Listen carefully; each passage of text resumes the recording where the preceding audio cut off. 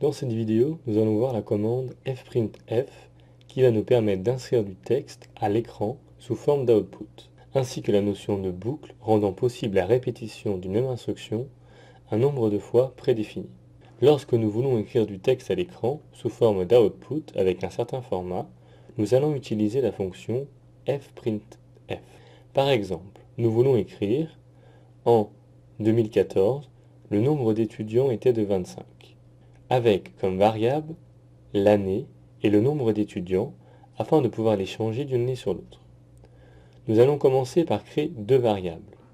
Une première que nous allons appeler année, qui va être égale à 2014, et une deuxième que nous allons appeler n étu, soit le nombre d'étudiants, qui va être égal à 25.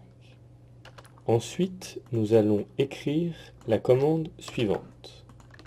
fprintf, entre parenthèses, en pourcentage d, le nombre d'étudiants était de pourcentage d. Le pourcentage d renvoie à la valeur se trouvant dans nos variables. Nous continuons ensuite notre commande par un \n, comme ceci. Le \n représente un retour à la ligne. Après la virgule, nous allons inscrire le nom des deux variables auxquelles nous faisons référence dans notre phrase. Il est important de les mettre dans l'ordre d'apparition car MATLAB va lire la commande de façon linéaire. Nos deux variables sont les variables que nous avons définies juste avant, année et n étu. Donc pour résumer, MATLAB va écrire grâce à la commande fprintf la série de lettres indiquées entre apostrophes et lorsqu'il rencontre un pourcentage d, il va aller chercher la variable associée à la fin de la ligne et mettre la valeur correspondante à cette variable. Si nous voulons réutiliser cette fonction d'une année sur l'autre, il suffit de mettre cette ligne de code dans un script et de changer les valeurs de nos variables en début de script.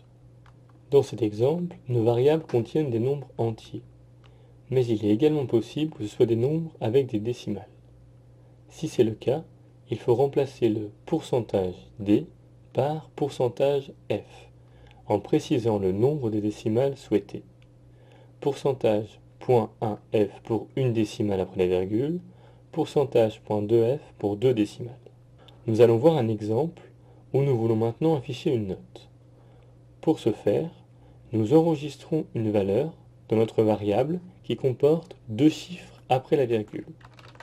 Par exemple, note est égale à 5.75. Puis, nous allons écrire la ligne de code suivante qui est sous le même format que celle vue précédemment.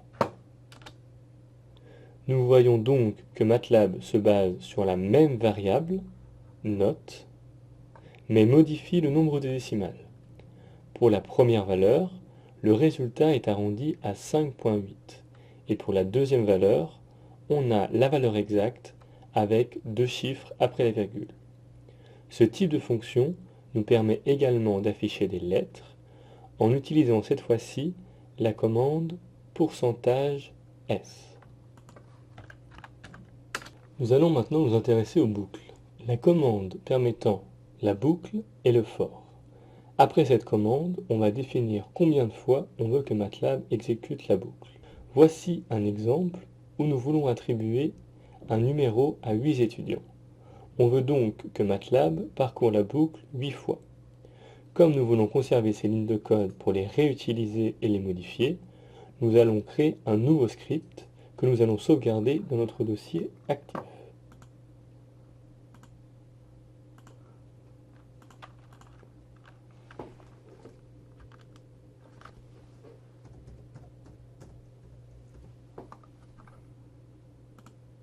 Puis, nous allons commencer par écrire clear.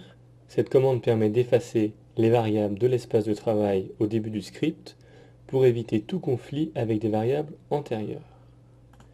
Puis, nous allons mettre for i est égal à 1, 2.8. Le i représente ici une variable qui va agir comme un compteur que nous allons incrémenter à chaque fois que MATLAB parcourt la boucle, et les chiffres indiquent que nous voulons parcourir la boucle 8 fois. Ensuite, nous mettons la commande que nous souhaitons parcourir 8 fois, comme ceci. Puis, pour finir, ne pas oublier de fermer la boucle avec le AND.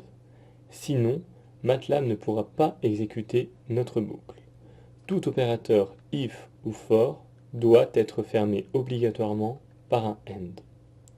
Dans cet exemple, le i va contenir le nombre de fois où la boucle sera incrémentée. La première fois que nous exécutons la boucle, notre i sera égal à 1. Puis, lorsque la boucle est exécutée une deuxième fois, notre i sera égal à 2. Et ainsi de suite jusqu'à 8. Comme ceci. En modifiant un chiffre sur la première ligne de commande, on peut ainsi modifier le nombre de répétitions de la boucle. On peut par exemple décider de parcourir la boucle 25 fois, ou même plus selon les besoins. Il suffit de remplacer le 8 de notre exemple par un nombre de notre choix. Le nombre de répétitions de la boucle peut également être stocké dans une variable. Si tel est le cas, nous allons assigner à notre première variable le nombre de fois où nous souhaitons parcourir la boucle.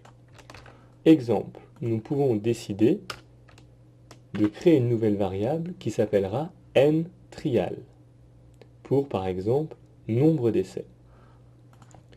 Ensuite, à la place de notre nombre, nous allons mettre ici nTrial, comme ceci. Puis nous allons modifier ici essai numéro. Si nous lançons notre script, nous voyons que cette fois-ci, la boucle est parcourue en fonction de la variable nTrial, soit 25 fois. Cette vidéo est maintenant terminée. Vous savez maintenant comment afficher du texte et des variables dans la console MATLAB. Vous savez également faire des boucles pour répéter une même instruction un certain nombre de fois. Je vous remercie pour votre attention.